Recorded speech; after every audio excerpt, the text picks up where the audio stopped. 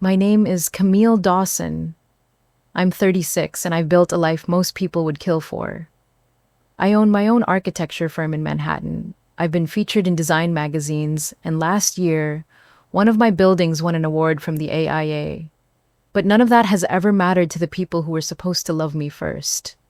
My family. That's why I planned the dinner. It was a crisp Thursday evening, and I'd rented out a corner table on the rooftop of one of the most exclusive restaurants in the city. Tall glass windows, skyline views, champagne already chilling in a bucket beside the table.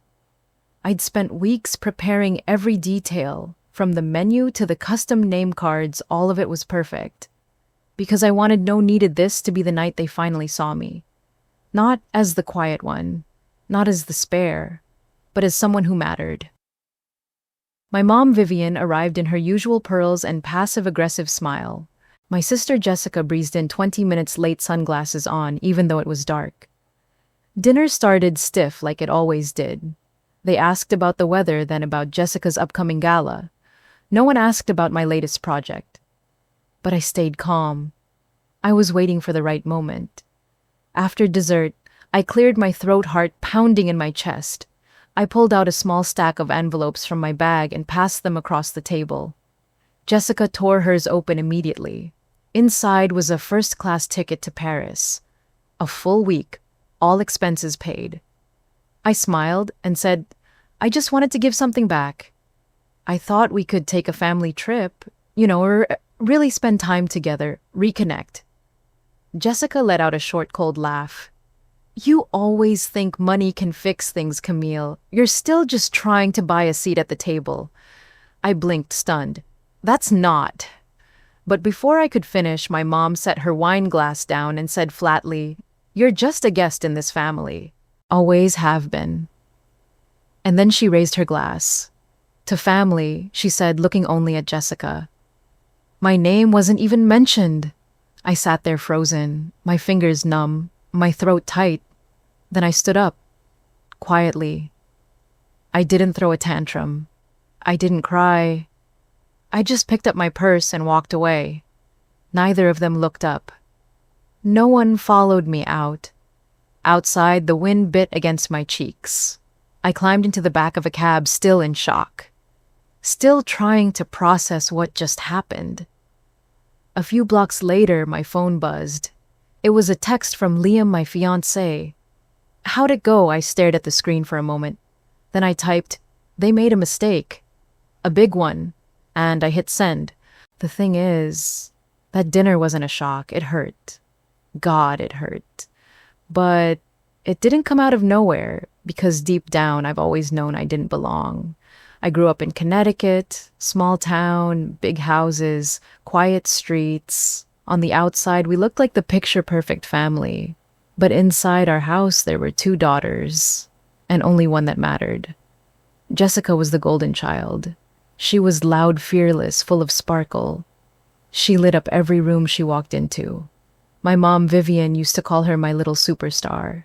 Dance classes, modeling auditions, talent shows. If Jessica wanted it, she got it. And my mom was always in the front row, clapping, beaming. And me, I was the quiet one. The one who colored on the walls and built castles out of shoeboxes. I didn't sparkle. I stayed in the background where I felt safe. When I was 11, I won first place in a national art competition. My painting got displayed in a gallery in New York. It was a big deal. My mom didn't come to the award ceremony. She said she had a meeting. Jessica had a dance recital. Something more important, I guess. I stood up there alone, holding my certificate while strangers clapped. But the real shift happened when I was 10. That's when my dad died. It was sudden, a heart attack. One minute he was watching TV in his favorite chair, and the next, he was just gone. After that, my mom changed. She got colder, tighter, like she was holding her breath and never exhaled. She started comparing me to Jessica constantly. Why don't you wear your hair like her? You should smile more. Jessica knows how to talk to people. You need to try harder. She stopped calling me by my name sometimes. Just her. As in, Don't mind her, she's shy. But I wasn't shy, I just didn't feel welcome, so I poured myself into something else. Design. While Jessica was being crowned prom queen, I was holed up in the art room sketching floor plans and taping up models made from cardboard and foam. I applied for scholarships behind their backs, got into Columbia's architecture program. Full ride. And I left. I packed up my things and left that cold house behind the minute I turned 18. At 26, I launched my own firm. My first solo project, a boutique hotel in upstate New York. It got featured in a travel magazine. At 35, I made Architect Digest's Top 40 Under 40. I got emails from clients in Dubai, invitations to speak at panels in Milan and Tokyo, and my family still silent. No phone calls, no congrats, no we're proud of you. It was like none of it mattered. To them, I was still that little girl in the corner of the living room. Too quiet, too different. I told myself I didn't care. But I did. I still do. Because no matter how high I climbed, a part of me kept hoping they'd finally look up and say, "You did it, Camille. We see you now." But they never did. And after that dinner, I finally stopped waiting. A week after that dinner, I got the letter. It was postmarked from Vermont, no return name, just a law firm's address in the corner. I almost didn't open it right away. Honestly, I thought it was a bill. But when I unfolded the page inside, my heart dropped. Uncle Ron had passed away. Ron was my dad's younger brother, the only person in my family who ever made me feel like I wasn't invisible. He used to visit my tiny college apartment, bring bagels, ask to see my sketchbooks. He was the one who came to my first gallery, showing alone when no one else in my family even replied to the invitation. He always called me the real artist of the family. He'd say Jessica's flashy, but you build things that last. I sat down at my kitchen counter, the city glowing outside my window, and just stared at the letter for a long time. It didn't say much, just a date, time, and location for a small memorial in Vermont. A private ceremony, no phone calls, no speeches. Just a few people. Simple. Quiet. Exactly like him. I went.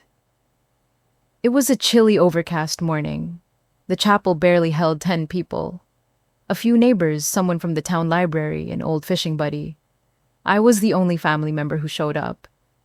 Jessica and my mom didn't even bother to send flowers. When the service ended, the lawyer, an older man with kind eyes, asked if I could stay behind for a few minutes. He opened a leather folder, cleared his throat, and said, "Your uncle wanted this to be read in person." And then he handed me the document. It was Ron's will, and right there, in black ink, it said that his lakefront property, worth over $3 million, was being left to me. Not split, not shared, just mine. The Vermont house was famous in our family, a 2-story cabin he'd built with his own hands. Everyone always assumed it would go to Jessica because, of course, why wouldn't it? Vivian used to joke that it would be Jessica's wedding venue someday. Rustic chic, she'd say, smiling proudly. But Ron left it to me. The lawyer kept reading, but I was already in a fog. Until he pulled out a second envelope, smaller, handwritten. My name on the front in his slanted, careful script. Inside was a single note. It said, "Camille, use this to free yourself. I saw how they treated you. I always did. Don't let them take another ounce of your light." My throat closed up. I don't even remember what I said to the lawyer. I think I just nodded, thanked him, and left.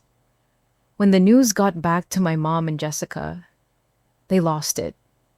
Jessica sent me a one-line text that said, "Seriously," and Vivian. She called and left a voicemail dripping with venom. "I don't know what you said to Ron, but this isn't right. That house should have stayed in the family." I didn't call back, because here's the thing, it did stay in the family. He just gave it to the one person who actually gave a damn about it. For the first time in my life, someone in my family had chosen me. Not because I was loud, not because I was trying to prove anything. Just me. And that changed everything. After Uncle Ron's will, something inside me shifted. For the first time in my life, I felt like I had leverage. Not out of spite, but out of clarity. I wasn't going to beg anymore. or explain, or wait. I was going to protect what was mine. A few days later, Liam and I were sitting at the dining table going through the paperwork for the Vermont property. He had his laptop out, scrolling through title transfers and tax history.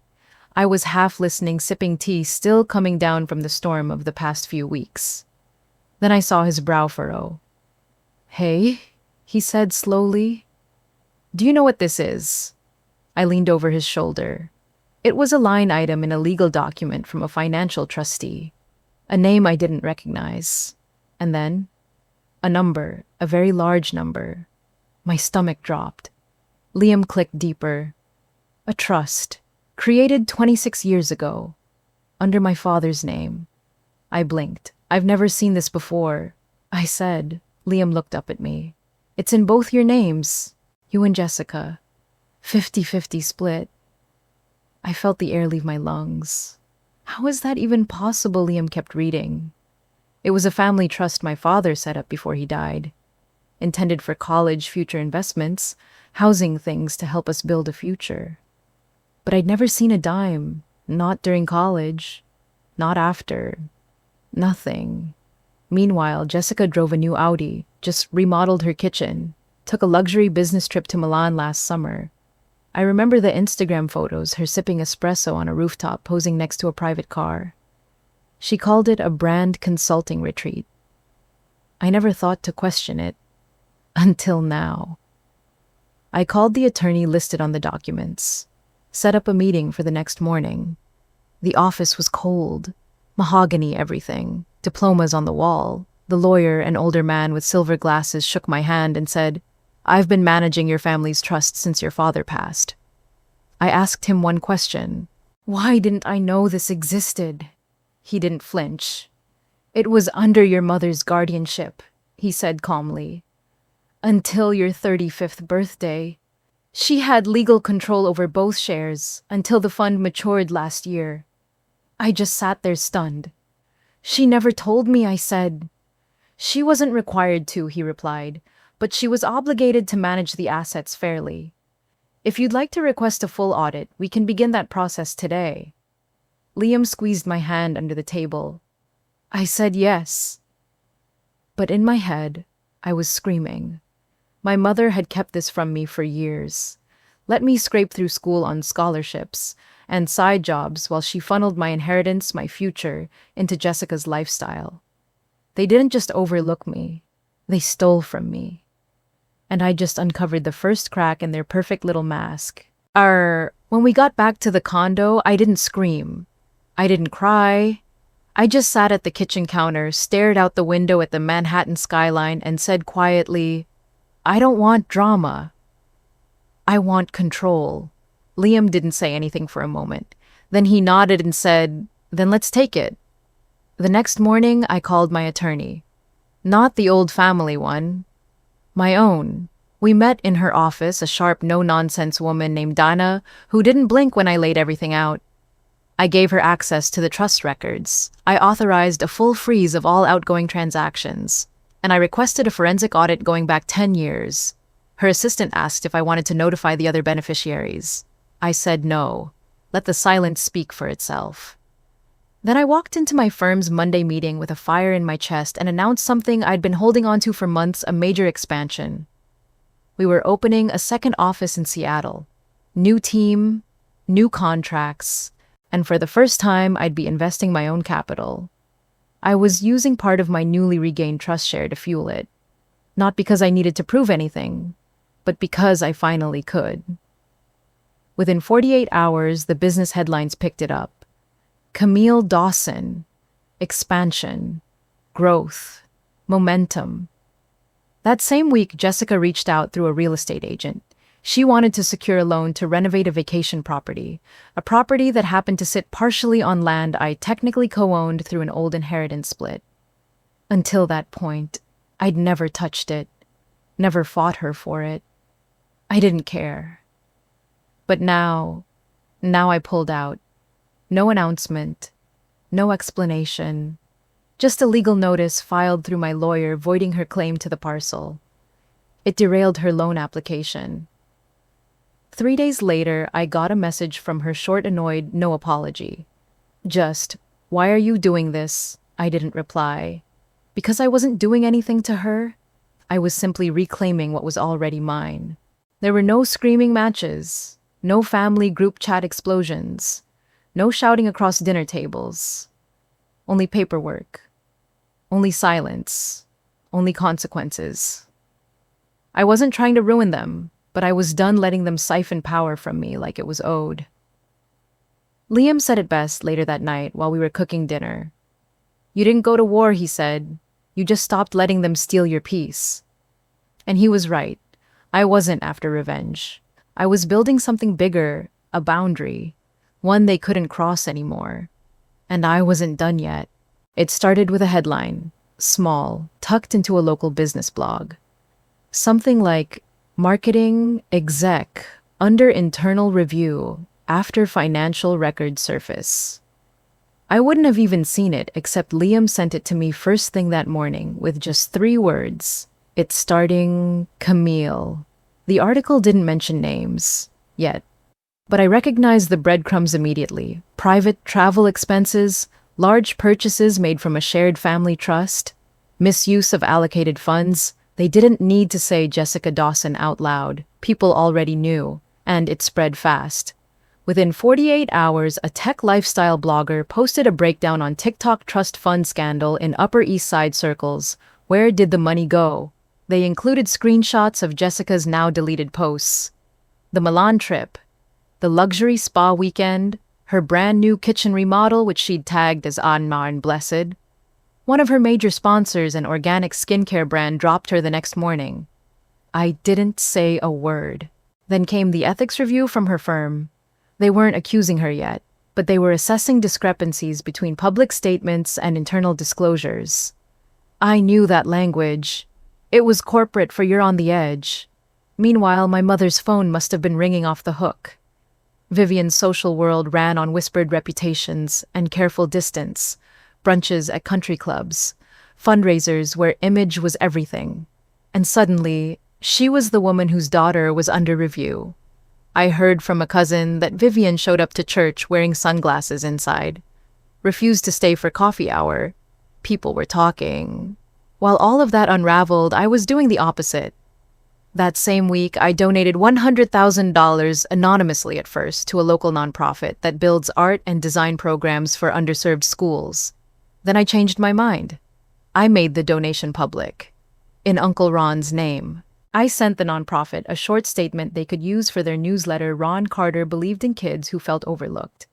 This gift honors that legacy. The story picked up traction online.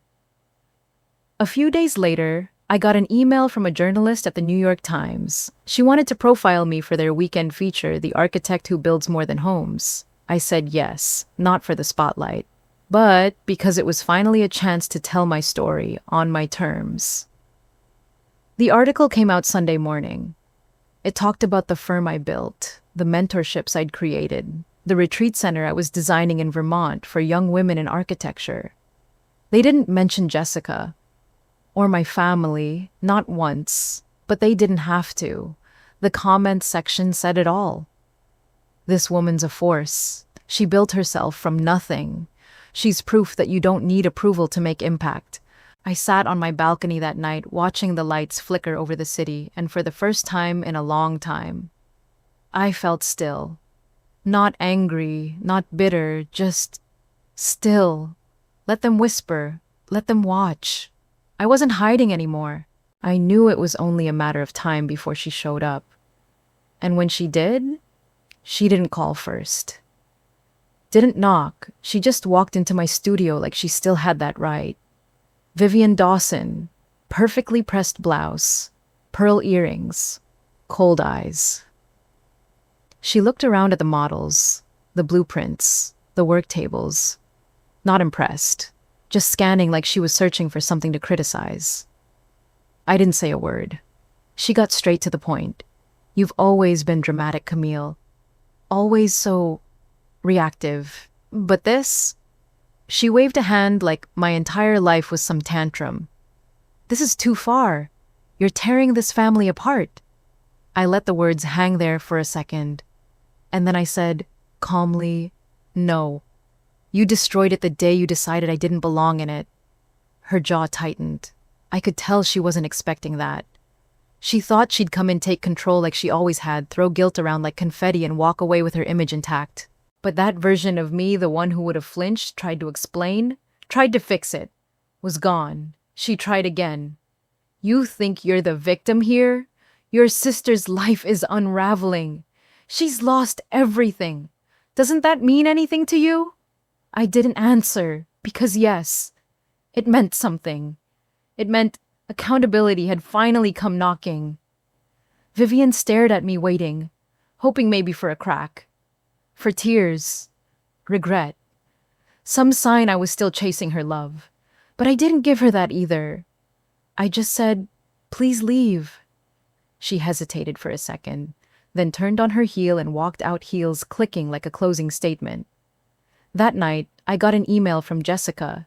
The subject line said, I don't know where else to turn. It was long, over 1,000 words, emotional, spiraling. She talked about losing sponsors, friends not answering her texts, people at her job distancing themselves. She asked if I remembered our childhood fort in the backyard when we used to sneak cookies and pretend we lived in a castle. Said she missed the old us. Said she was sorry. But even through all of it, I could tell she wasn't sorry for what she did. She was sorry she got caught. I didn't respond. No anger, no big final message. Just silence, because some things don't deserve closure. A few days later, I got a legal notice Vivian was threatening to sue me, claiming I'd violated the intent of the trust, that I was hoarding money meant for the family. My lawyer laughed out loud when she read it. There's no case, she said. The paperwork is clean. She has nothing. We filed a response that afternoon. 3 days later, the suit was withdrawn. No apology, no explanation, just gone. And with it, the last thread that ever tied me to their expectations. Whatever they thought they still had power over, they didn't anymore. Not over my money, not over my name, and definitely not over my peace. After everything, I didn't feel like celebrating. I felt like resting. Liam and I packed up our things and bought a small home upstate, tucked between tall pines and the edge of a quiet lake, Uncle Ron's lake. The air was different up there.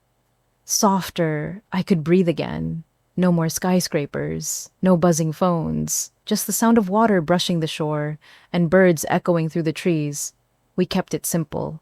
No social media posts, no announcement, just a quiet retreat from the noise. But even from that stillness, something inside me kept stirring.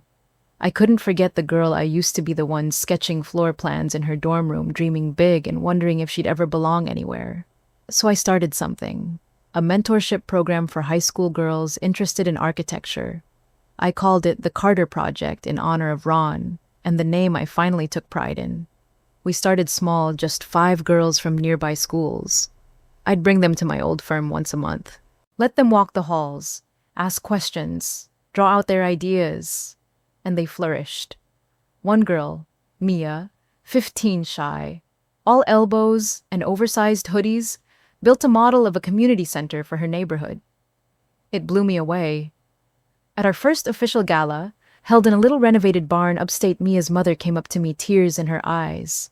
She talks about you like you're her superhero, she said. She's never had someone believe in her like this. I didn't know what to say. I just smiled and hugged her, because the truth was, I wasn't trying to be anyone's hero.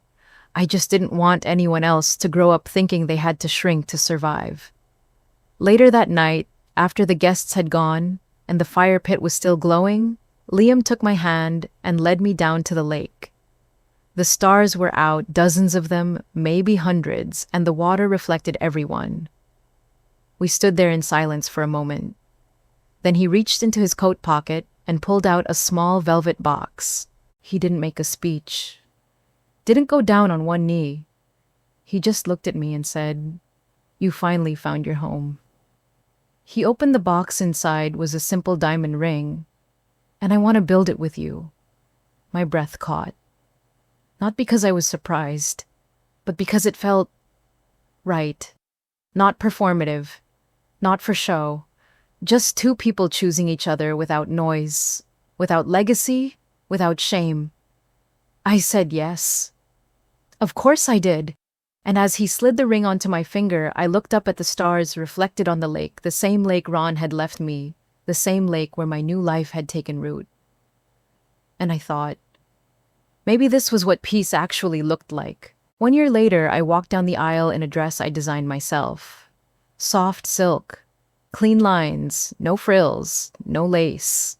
Just simple elegance, something that felt like me. The ceremony was small, intentional, held under a canopy of trees not far from the lake, and no Vivian and Jessica weren't there. I didn't invite them, not out of spite, just peace, because this wasn't their story anymore. My mentor from architecture school walked me down the aisle. She squeezed my hand and whispered, "You made it, Camille, on your own terms." I smiled and kept walking past rows of people who had shown up for me. Friends, colleagues, students from the mentorship program, clients who'd become chosen family, and of course Liam waiting at the altar with that steady look in his eyes. We said our vows barefoot in the grass, surrounded by laughter, not legacy. And in that moment, I realized something. This wasn't just a wedding. It was a reclamation of every part of my story they tried to erase. I wasn't standing there because someone finally gave me permission. I was standing there because I gave it to myself. A few months later, I donated the Vermont property, Uncle Ron's house, to be turned into something bigger. A creativity retreat for underprivileged youth. A space for kids who feel invisible. Kids with quiet voices and bright ideas. Kids who, like me, just need someone to believe in them. We called it the Ron Carter House. When I walked through the front door after renovations were complete, I ran my hand along the old wood railing he built himself and whispered, "You were right, Ron. I didn't need their light to shine." And I meant it. The truth is, I spent most of my life trying to be chosen. By a mother who couldn't see me. By a sister who needed me small to feel big. By a family that never gave me a seat at the table. But I don't need their table anymore. Because I built my own. And it's full of people who bring their own chairs, their own stories, their own love. That's the legacy I chose. Not the name, not the inheritance, but the peace that comes from no longer needing approval, just to exist. So, if you've ever felt like you don't belong, like your voice is too quiet, your spark too different, your dreams too big, let this be proof that you don't need anyone's permission to rise. You don't need their light. You were born with your own. Now, I want to hear from you. Have you ever had to cut ties to find peace? Have you ever built your life without the people who are supposed to support you? Drop your story in the comments. I read everyone, and this is a safe space. And if you're new here, hit subscribe. We post stories like this every single day. Real drama, powerful lessons, and emotional journeys that just might speak to yours. Thanks for listening. Your story isn't over yet, and neither is ours.